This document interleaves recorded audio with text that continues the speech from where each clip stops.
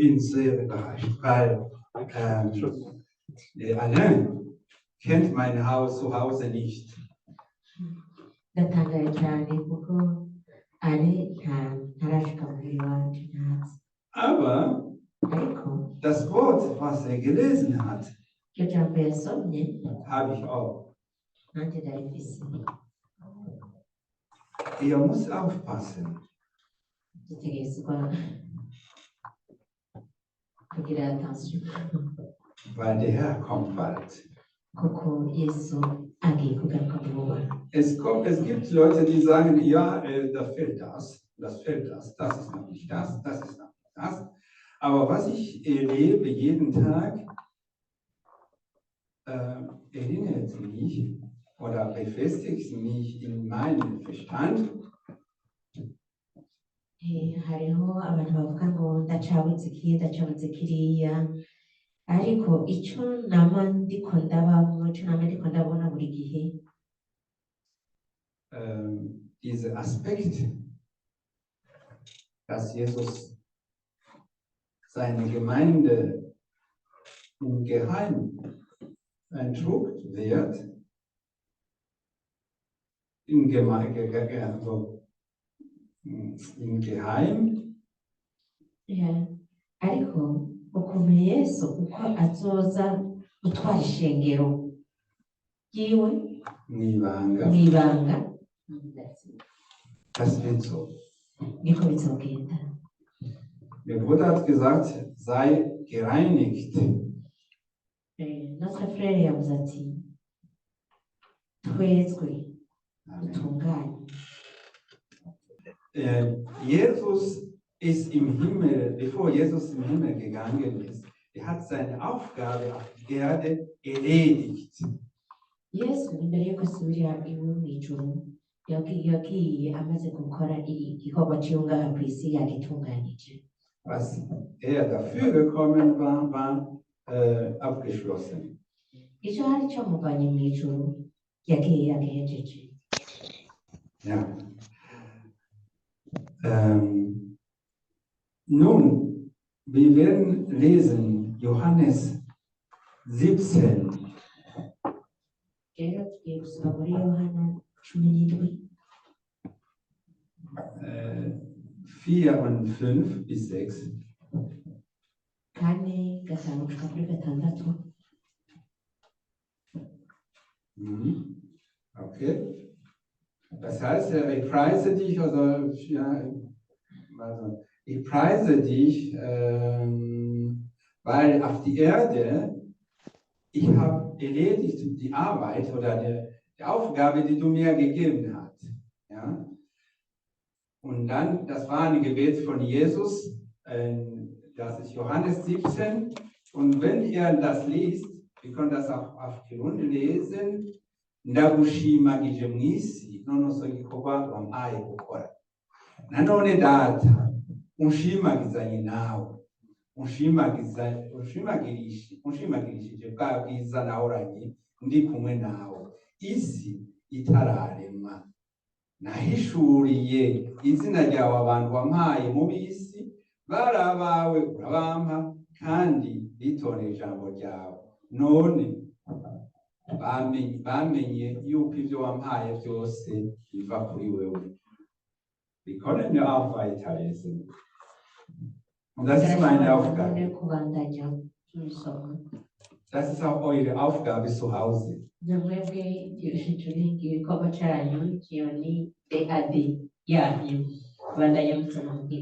Ja, dann kommen wir auf Kapitel 16, 4, 7. Kapitel 16.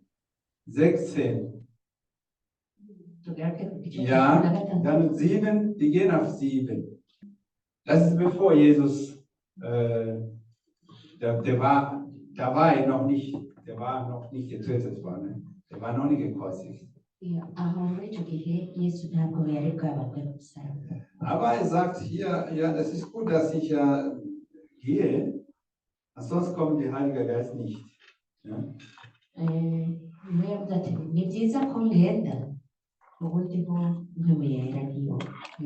Und dann sagt, wenn er kommt, er wird euch überzeugen über Sünde und über Gericht. Yari niyaza azobemeza ibintu by'icyaha no kubyo Wir lesen das vor. Ariko jewe ndababwira ukuri. Ikizogira ico kibamarira nuko jewe ngenda, kuko nintagenda umwitsa ntazoza kuri mwebwe, ariko ninagenda nzomubarungikira. Uwo niyaza azohinyuza ab'isi, abemeze ivy'icaha n'ivy'ukugororoka n'ivy'amateka y'ivy'icaha, kuko batanyizeye. Ivy'ukugororoka kuko nja kwa Data kandi namwe muzoba mutakimbona. Ivy'amateka kuko umwami w'isi yaciriwe kw'iteka. Ja, das ist ja toll.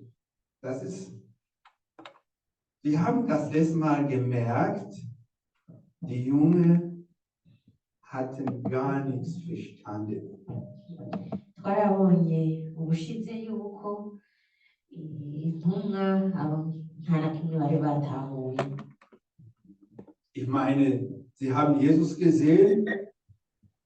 Ndavuga ngo Yesu arababonye, Er hat Wunder getan, yarakoze ibitangazo, er hat die Kranken geheilt, yarakijije abagore, er hat die Tote aufgeweckt yarazuye abapfuye, und das Wasser, den Wind gestoppt.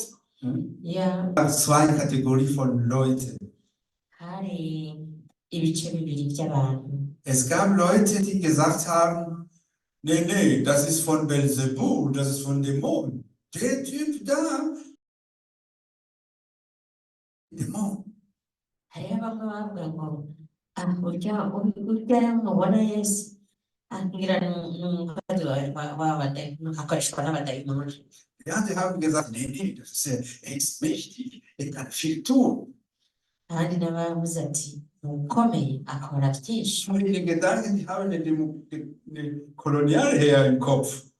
Also die hatten so diese Gedanken, vielleicht die auch mehr zu trinken, diese alle Roma, die alle Wasser drin machen, wie das war in Ägypten. So haben die Jungen gedacht, unser Jesus ist Christ, und die haben an ihn geglaubt. Hariho abibaza bati mbega ntabwo bacurika muri ayo mazi bagatwagwa, Yesu wacu arakomeye kandi cyane. Das war die Gedanken, die Jungen. Byari ibyiyumviro byinshi bica mu mutwe wabo. Wir kommen wieder hier, Apostelgeschichte 1, Vers 8. Das ist, Jesus ist schon auferstanden, er guckt die an, er sieht, die sind noch blöd, ja? Und er sagt ja, 8. Ariko muzo ubushobozi muhemu yera niyabaza ko muzoba ivyabona vyo kumushingira intahe i Yerusalemu ni Yudaya ni Samariya no gushitsa ku mpera y'isi. Ja? So sind wir dann, das hat Jesus zu den Jungen gesagt. Sie haben sich sicherlich gefragt, was haben wir dann mit dem Ende der Welt?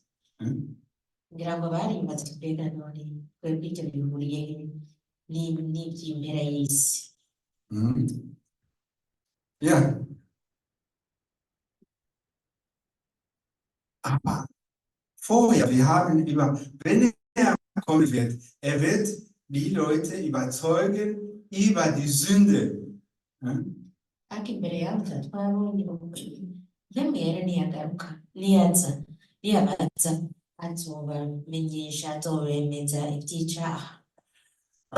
Andere Orte, Jesus ist so ist gekommen und er hat das Wort Gottes, kennt ihr eine Stick, der Datenträger, USB-Stick. bita USB stick kamwe bashirako ushobora kubikako amadokima information gatoya gusa. Mukita Fichier, Mukita Guteka, Flash. Jesus hat eine Flash in jeder gepflanzt. Und alle, die ihm gefolgt haben, die hatten diese Flash bekommen. Und deswegen, Matthäus, Lukas war nicht da, Markus und Johannes, die haben wieder aufgeschrieben. Ja, der hat gesagt, er hat uns eine Geschichte erzählt. Umwe wese muri izo ntumwa za Yesu, umwe wese yaramuteyemo ako gaflash, yaramushyizemo imbuto yiwe. Niba muri Yohana yanditse, Luka yanditse. Ja, und Luca hatte gefragt, du warst mit Jesus. Was hat er gesagt? Und er hat es auch wieder geschrieben. Weil Lukas war nicht unter die Jünger Jesus. Luka ntabwo yari kumwe n'intumwa za Yesu, ariko mu nyuma nawe yarahawe yarandika. Und einmal Matthäus hat eine Geschichte geschrieben. Ikindi gihe Matayo yaranditse. Es gab einen König, der König hatte ein Fest für seinen Sohn und er hatte seine Freunde eingeladen. Die Freunde haben gesagt, nein, meine Kuh, ihr habt ein Problem, ich muss das und ich muss dann, ich muss da. Und dann, der König hat seine Diener rausgeschickt, mal holt mal die Leute hier rein und die sind ja gekommen. Und dann während des Fests, jeder hat seine Uniform bekommen. Ja? Und dann hat er gesehen, du, wie bist du hier gekommen? Du hast nicht die richtige Klamotten. Und hat seine Jünger gebeten, sie sollen dieses Haus nehmen. Ja, murankunda ngira ngo murazi iyo nkuru ni ya nkuru y'umwami yari yatumiye abantu, ariko umwe wese akaza aravuga ati jewe inka yanje iragwaye nta mwanya mfise wo kujayo, ubundi agatora igituma co kutaja muri ubwo butumire bw'umwami. Hama hagera igihe umwami arungika abakozi biwe hanze ati genda muhamagara abantu baze muri ubwo butumire, kuko abo nari natumiye bataje kuko bari bamaze gutegura. Noneho ico gihe umwe araza, bamaze gushika abo bakuye hanze bararonka umwambaro, ariko hazamwo uwundi nawe atambaye nkabo. Hama umwami atuma abakozi biwe nibamusohore hanze kugira ngo iyo nkuru mwese murayizi. Ich kenne diese Geschichte. Murazi makuru. Wenn du deine Klamotten, richtige Kleider von den Festen nicht hast, Mu gihe utambaye umwambaro w'ubukwe, dann wirst du rausgeschmissen. uzoterwa inyuma y'umuryango. Aber das konnte die Jünger nicht vorher verstehen. Ariko ubwoko bwa mbere izo ntumwa za Yesu ntibari barabitahura. Und dann, wir gehen am 25, Turaja ku murongo wa 25, 41. tuja kuri 25, umurongo wa 41. Da sind wir, Matthäus. Ja. Ja. Also er wird zu denen, die rechts sind, kommen zum meine Wirklichkeit, also ein gutes Leben führen. Ja? Die anderen, die werden in die Feuergeschichte beim Teufel. maze umwami atubwira abari iburyo bwiwe ati muze abo data yahezagiye muragwe ubwami mwateguriwe uhereye ukuremwa kw'isi.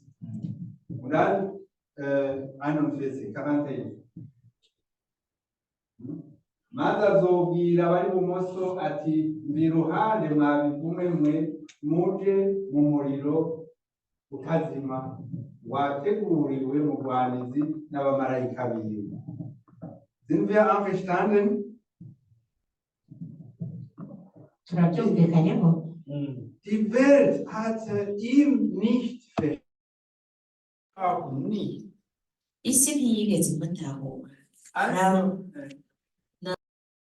nabo N'intumwa auch. Ne? n'intumwa ziwe ntizamutahura.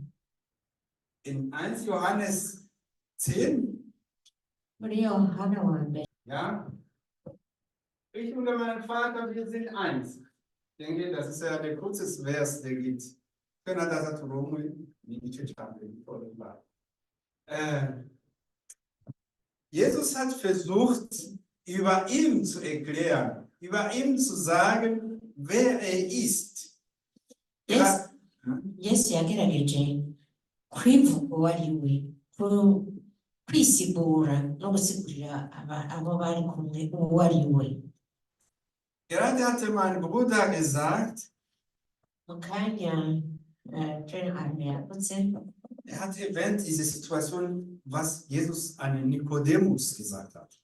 yavuze ku byerekeye umukozi w'Imana Nikodemu, ibyo yavuze, Ibyo Yesu yabwiye. ibyo Yesu yabwiye Nikodemu.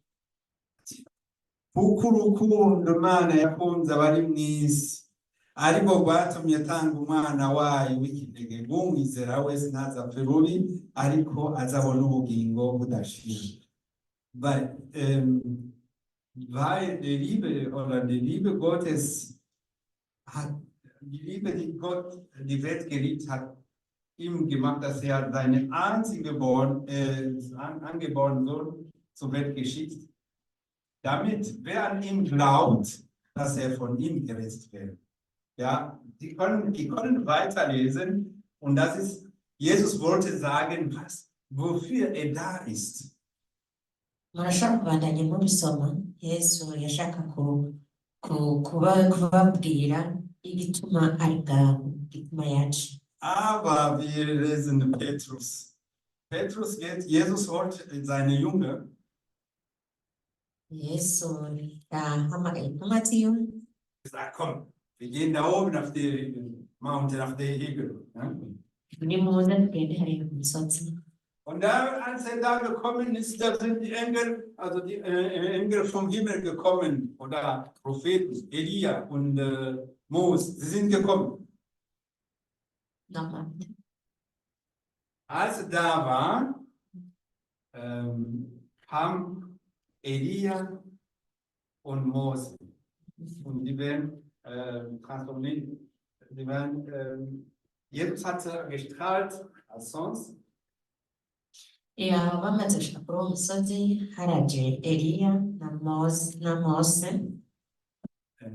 Sagen wir, bau mal 3 Häuser und wir wollen hier chillen. Ich möchte euch zeigen, Mwebwe kubereka dass die gar nichts verstanden hatten.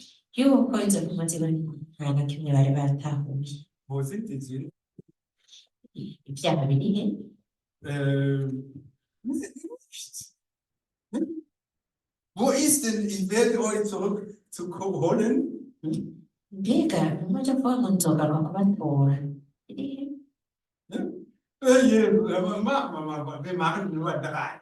Eine für you, für du und die andere für Elia und die andere für Mose. Ich werde da bleiben. Ne? Bamaze kwishikiraho ko bari babonye ko ari heza, ko ari byiza, bavuga ati reka twubake inzu zitatu, imwe iwawe, indi ya Eliya, indi twigomere ngaha. So war das. Und die Emmaus-Jünger. Intumwa z'i Emawusi Die reden mit Jesus baravuganye na Yesu, und sie sagen, wir glaubten, wir haben von ihm viel erwartet.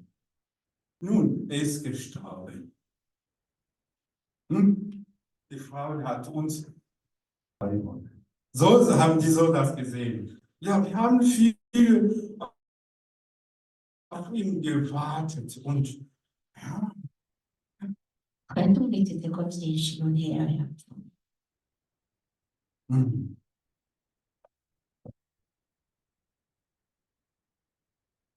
Ich glaube, wir haben gesprungen an Passage, nee, wir haben das gelesen sogar. Wenn der Heilige Geist kommen wird, Mpwemu yera ntiyagaruka ntiyaza der wird euch überzeugen azobemeza über die Sünde. ku byerekeye by'icaha. Das heißt, Ni ukuvuga yuko wenn ihr dann überzeugt seid, iyo muri convaincu ihr werdet dann Buße tun. hazogira icyo mukoze iyo mwamaze kwemezwa icaha, iyo umuntu yamaze kwemera icaha ciwe hari ico akora.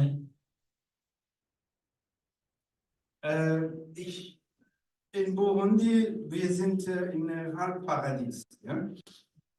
Mu Burundi turi mu nusu y'iparadiso. Narakijijwe. Jewe narakijijwe, Ich bin gerettet. jewe narakijijwe. Aber zuletzt, wir haben über 3 Schritte gesprochen. Ubushize twavuze ku byerekeye intambwe zitatu.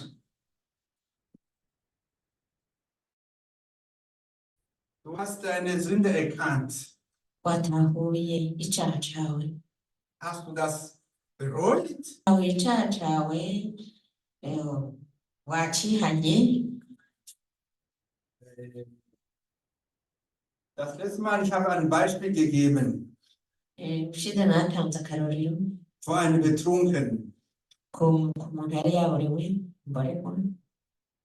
Diese Alkohol, der mich immer betrunken macht, ich werde nie wieder das nehmen. Ati ivyo biyoga ivyo bigoretse nta n'umusaruro nzobifata. Das heißt, du hast eine Entscheidung getroffen, du machst das nicht wieder. Narafashe icemezo yuko ntazongera kunywa kuri ivyo bigoretse. Also da gibt es 2 Schritte. Deine Sünde zu bekennen, die Entscheidung umzukehren. Umzukehren, das heißt, du warst nach, sagen wir, nach Bonn, aber du änderst die Richtung, du gehst nach Frankfurt. Ja? Und, Ariko ikindi nacyo ni uko uba wari wafashe nka direction iriya ukiyemeza ugafata icemezo cyo gufata direction yindi itandukanye niyo warimo, nk'inzira wari wafashe mbi ukaja mu nzira nziza. so, das ist gleichzeitig, so, in Kirundi gibt es nur ein Wort für die 3 Schritte, für die 3. Mu Kirundi hari ijambo rimwe risigura izo zitatu, ni ijambo rimwe ryitwa kwihana. Aber da gibt es ja auch Quatur. Ariko hariho n'indi rivuga kwatura. Also, wenn ihr Sünde erkennen, wenn ihr überzeugt von Sünde, dann muss ihr das Confesse, Quatura, und auch eine Entscheidung treffen, dass du das nicht machst. Und dann gehst zu Gott und sagst ihm, der wird dich vergeben.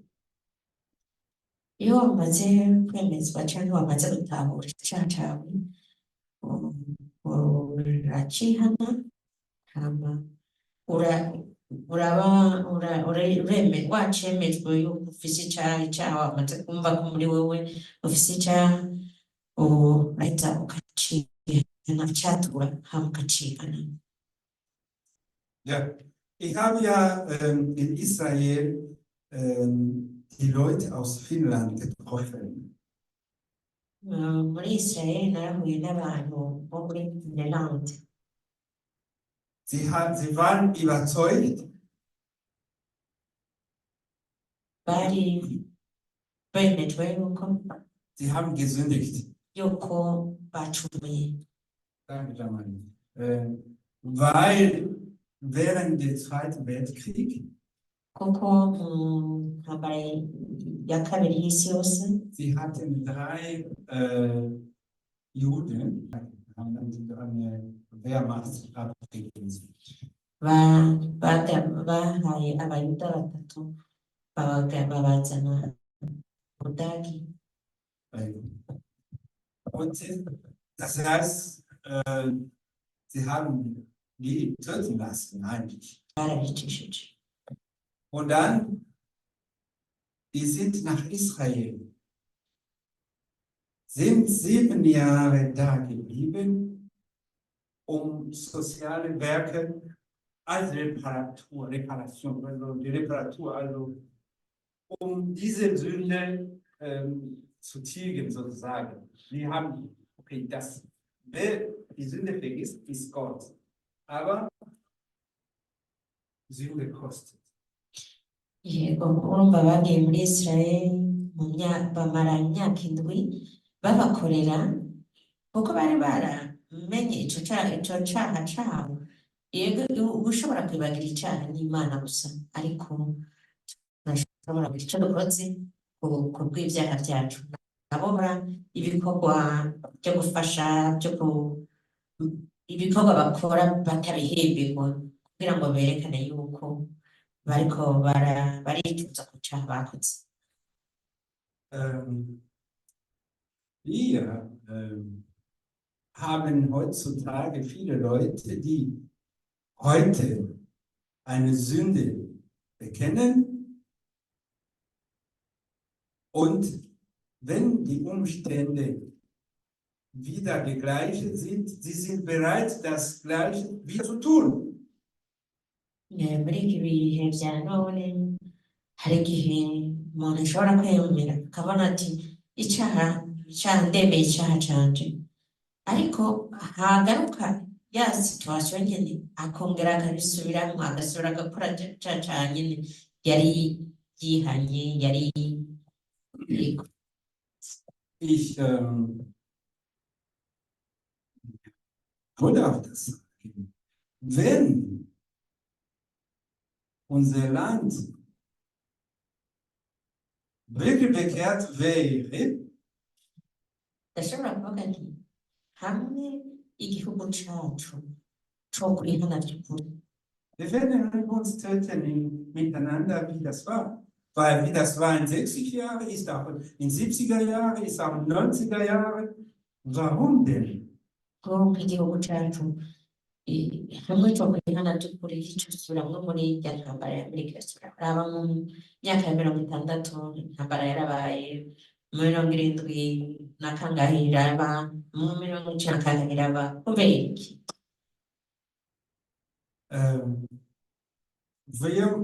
Also vielleicht bin ich so weit gegangen, aber die Bekehrung, ich wollte auch kommen zu dem Punkt, wir bekehren uns oder wir machen ein Spiel mit Gott. Ngira ngo nagiye kure ariko ahanini ndashaka gushika ku kwihana vy'ukuri. Mbega turihanye vy'ukuri canke tukiri umukino n'Imana tugira twerekana nk'aho umenga twarihanye kandi tutihanye. Der Werk, Jesus, die Menschen zu retten, wie war das?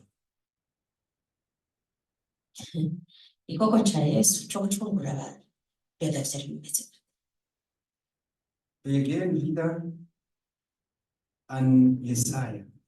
Tugere tuje muri Isaya 53. Jesaja 53.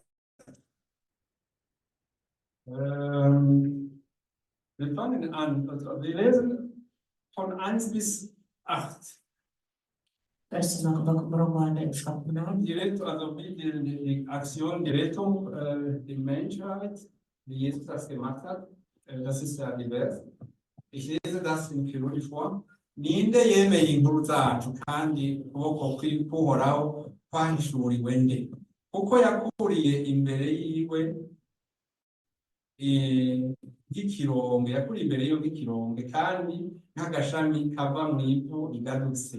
Ntiyari afise ishusho nziza canke igikundiro kandi aho twamubona yari afise ubwiza bwotumye tumwifuza. Yarakengerwa agahurwa n'abantu, yari umunyamibabaro, yarazi igihimba ico ari cyo, yakengererwa nk'umuntu abandi bahisha mu maso, natwe ntaco twamwibajijeko. N'ukuri ni zacu ntimba yishizeko, ni yacu mibabaro yikoreye, ariko tweho twamwiyumviye ko wakubiswe, nk'uwacumiswe n'Imana, akicurikizwa n'akabombe. Yamara yacumitiwe ibyacu bicumuro, yajanjaguriwe ibyacu bigabitanywe. Igihano turonkesha amahoro cabaye kuri we, kandi ishishago yiwe niyo idukiza. Twese twazimiye nk'intama, twese twagiye isabagire, umuntu wese mu nzira yiwe Uhoraho amuremeka ubugabitanya kwacu twese. Yaracuranguzwa, yamara akarendeka, yakurako umunwa nk'umwagazi w'intama ujanwa mw'ibagiro, canke nk'uko intama itekereza imbere y'abayikemura, niko atakuyeko umunwa. Yakuweho no kugirirwa nabi no gutsindishwa mubo mu rungano rwiwe. Ninde yabishize ku mutima ko yakuwe mu isi y'abakiriho? Ibicumuro by'abantu banje nivyo yacumitiwe. Jetzt ich habe verstanden. Gott ruft alle Bläs, geh mal hier nach Troisdorf, das Evangelium zu bestätigen. Natahuye yuko Imana yahamagaye Replace ati ngwino Troisdorf kugira ngo iryo jambo ry'Imana urivuge. Ja, eine Bläs kommt auf 500 Kilometer. Replace apakoreye ku birometero 500. Peres, ihr kennt sie gut aus mit dem Bibel. Perez arazi vya Bibiliya. Ebenso, Vianney kennt das Wort. Na Vianney arazi iryo jambo ry'Imana. Alle hier kennen das Wort. Mwese hano murazi iryo jambo ry'Imana. Aber Gott hat nicht zugelassen, Ariko Imana ntiyarekuye dass das so sagt. yuko mwebwe bandi mubivuga. Imana yashimye ko Replace aba ari muri. Wir kommen wieder, das ist ja eine Erinnerung und dann wird wahrscheinlich auch am Ende sein. Johannes 16, 8. Muri Yohana 16:8. Uwo niyaza azohinyuza ab'isi, abemeza iby'icaha, iby'ukugororoka n'iby'amateka. Das ist wir, das ist ein Geheimnis für uns. Gibt für viele Leute, die denken, das ist ja Quatsch.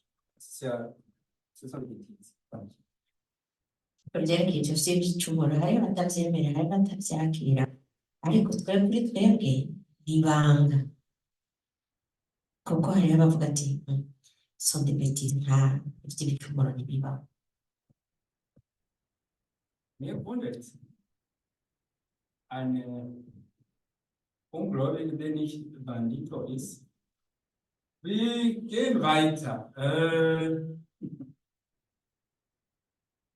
N'iby'ukugororoka n'iby'amateka iby'icaha kuko batanyizeye.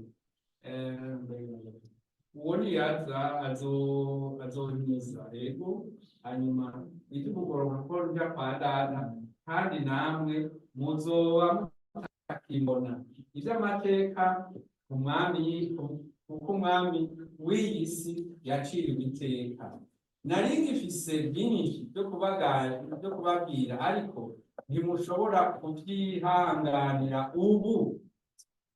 Ariko uwo muhemu w'ukuri niyaza, azobarongora abashitse ku kuri kose, kuko atazovuga ibyo yigeneye, ariko ibyo azokumva byose nibyo azovuga, kandi azobamenyesha ibigira bize. Uwo azoshimagiza jewe, kuko azokwabira ku byanje akabibamenyesha. Ibyo data afise byose ni ibyanje, nico gituma mvuga nti yabira ku byanje akabibamenyesha. Amen. Leider das ist ja schon etwas kompliziert. Aber wenn du noch nicht verstanden hast, die Notwendigkeit. Malheureusement, c'est un peu difficile, c'est un peu compliqué. Ariko niwaba utaratahura Die Notwendigkeit, deine Sünde zu erkennen. niwaba utaratahura ko bikenewe yuko icyaha cawe ucihana Und dann was zu tun? cyakugira icyo ukoze. Was zu tun, das hast du gesagt. Ja. Ja, dann hast du ein Problem. Muri icyo gihe ufise ikibazo, Weil wir werden nicht in den Himmel gehen mit all diese Schuld an uns. ntabwo uzonyura mu ijoro ufise ivyo byaha. Ich habe mich gefragt, wie mache ich das? Nagumye nibaza mbega ukora iki, tuzokora iki. Sollen wir gehen zum Pastor und sagen, Mbega nzaje kwa pastor ndamubwire ngo narivye narabeshe ishwe, atubwira yo hava nabivuga. Gott hört zu. Gott hört zu. Imana irumva. Ich werde auch mein eigenes sagen. N'ivyanje nzobivuga. Ich brauche nicht das zu hören, was du gesündigt hast. Sinkeneye kumenya ivyo wacumuye. Sag es zu Gott Gira Imana yawe. und entscheide dich. Shita wowe nufate icemezo. Kehr Garuka. um Garuka. und laufe mit Jesus. Gendane na Yesu. Gottes Imana ibahari. Jesu, Jesu, we mukunzi wawe,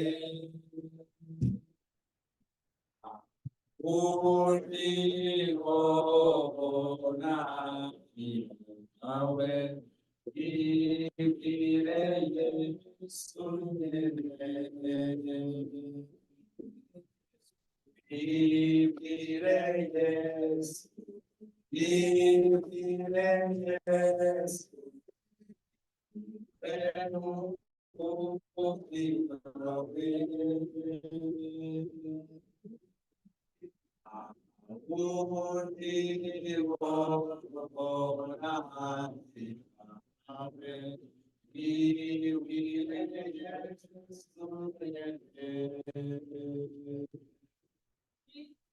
hano harakomana n'icyubahiro. Turagushimiye kuri aka kanya keza utwiriye amabanga. Erega haraho twara tubaza ngo nitwe tutavyumva, ariko intumwa zamaze igihe zitavyumva kugeza mpemu yera bamurose. Ubu mu rutonde rw'ishengero byitwa yuko tukirindiriye ko mpemu aza, ariko yaraje haheze imyaka 2000 birenga. Ubu mpemu ari muri twebwe, niwe atumye n'ubu dushobora kuvuga aya majambo. Mana kuyumva ni kimwe, no yatahura ni kimwe, nitwoyatahura. Mpemu wawe ataje muri twebwe, none turaguhamagaye muze ngaha Mana. Aba bari ngaha Mana bave ngaha, mpemu buzuye ko iby'amajambo abemeza ibizoza. kuko ari ibizoza. Erega Yesu yaravuze ngo ngiye kwa data, ngiye kubategurira ikibanza.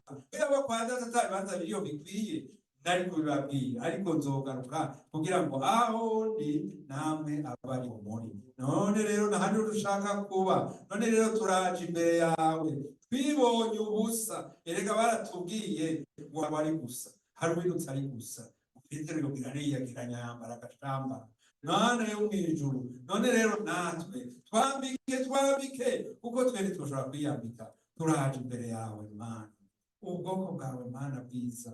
Mana si hazari yatumye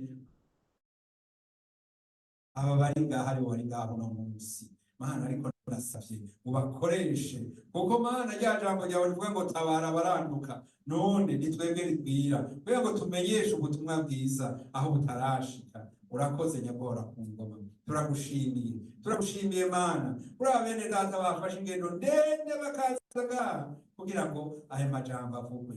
Erega Mana, twaratomboye, waradukunze, waradutoranije. Bamwe mu bo watubwira ubutumwa ngo bakwise umunyamareba, abandi nabo bavuga ati kumbura hari ibindi dufasha byinshi n'ibyo ashoboye, ariko mu nyuma hari bagagira batari baramenye. Rero banga nibwo watusobanuriye ubuti twe na data tubumve. None rero Mana turagushimiye, umwami wacu Yesu Kristo dusabye tubizeye, amen. Amen. Mutarazinga iyo Bibiliya yawe, raba muri mu Migani 24:11. Yego, ijambo rimwe ritoyi, Migani 24:11, ukuvuga ngo havuga ngo urokora abo bose bashorewe bajanwa kwicwa n'abagenda bacitse intege bajanwa gutikizwa, ntubure kubatabara. Haleluya. Amen. Yesu abahezagire.